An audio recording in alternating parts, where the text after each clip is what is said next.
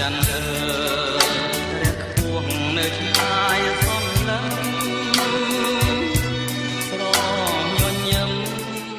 ស្រែងជាជំងឺសើស្បែកមួយប្រភេទងាយឆ្លងដែលបង្កដោយមេរោគផ្សិតលើផ្ទៃស្បែកឈ្មោះថា Dermatophyte ជំងឺនេះកើតលើមនុស្សគ្រប់វ័យអាចកើតនៅលើគ្រប់កន្លែងទាំងអស់នៃខ្លួនប្រាណជាពិសេសច្រើនចូលចិត្តកើតនៅត្រង់កន្លែងស្បែកផ្អឹបគ្នាមានលក្ខណៈបិទបាំងឧស្សាហ៍បែកញើសសើមហើយពុំសូវប៉ះនឹងពន្លឺថ្ងៃដូចជានៅតាមក្រលៀនចង្វៃគូតឬចន្លោះម្រាមដៃជើងជាដើមវាបង្កដោយមេរោគ Trichophyton Microsporum និង Epidermophyton មេរោគដែលច្រើនជួបជាងគេនៅប្រទេសកម្ពុជាយើងគឺ Trichophyton មេរោគទាំងនេះឆ្លងនៅពេលដែលមានការប៉ះគ្នាផ្ទាល់រវាងស្បែកនិងស្បែកជាមួយនឹងមនុស្សឬសត្វដែលមានជំងឺស្រែងវាក៏អាចឆ្លងផងដែរនៅពេលដែលអ្នកប្រើសម្ភារៈឧបករណ៍ប្រើប្រាស់ផ្សេងៗដែលមានផ្ទុកមេរោគដូចជាសម្លៀកបំពាក់កន្សែងក្រមាមួកស្រោមជើងស្រោមដៃស្បែកជើងម្យ៉ាងទៀតជំងឺនេះអាចឆ្លងតាមរយៈការប៉ះផ្ទាល់ជាមួយដីធូលីដែលផ្ទុកមេរោគនេះគេច្រើនជួប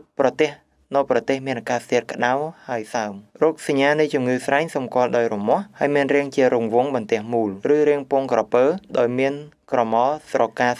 ហើយគៀមជុំវិញរាងខ្ពស់និងក្រហមជាងផ្នែកកណ្ដាលដែលមានលក្ខណៈដូចស្បែកធម្មតាឬអាចមានក្រមាស្ដើងតិចតួចជួនកាលពេលខ្លះដោយសារអ្នកជំងឺគាត់ប្រើប្រាស់ថ្នាំលាបផ្សេងៗនាំឲ្យរូបរាងក៏មិនច្បាស់អាចធ្វើឲ្យច្រឡំនឹងជំងឺស្បែកផ្សេងទៀតបានគេអាចធ្វើរោគវិនិច្ឆ័យបានតាមរយៈការមើលដោយភ្នែកផ្ទាល់ទៅតាមសញ្ញាដែលចេញលើស្បែកឬយើងហៅថាសញ្ញា clinic ក៏យកក្រមាដែលនៅគៀមនោះយកទៅពិនិត្យក្នុងម៉ៃក្រូទូសដើម្បីវិភាគរកមើលមេរោគផ្សិតការបណ្ដុះមេរោគដោយកោសក្រមាទៅបណ្ដុះរោគមេរោគឬយើងហៅថា culture ការច្រឹបយកស្បែកដែលសង្ស័យមានស្រែងនោះទៅវិភាគឬយើងហៅថាធ្វើ skin biopsy ជំងឺស្រែងជាជំងឺសើស្បែកឆ្លងមិនបង្កឲ្យមានគ្រោះថ្នាក់តែវាធ្វើឲ្យអ្នកជំងឺរំខានដល់ការរស់នៅរបស់ពួកគាត់ដោយសារជំងឺនេះធ្វើឲ្យអ្នកជំងឺរមាស់អ្នកជំងឺព្យាយាមអេសនាំឲ្យដាច់រលាត់ស្បែកនិងជាប់មេរោគហើយពេលដែលគាត់អេសកន្លែងផ្សេងទៀតវានាំឲ្យឆ្លងបង្កបន្ថែមនៅមេរោគបាក់តេរីដែលធ្វើឲ្យមានខ្ទុះតម្រូវឲ្យមានការព្យាបាលឲ្យបានត្រឹមត្រូវ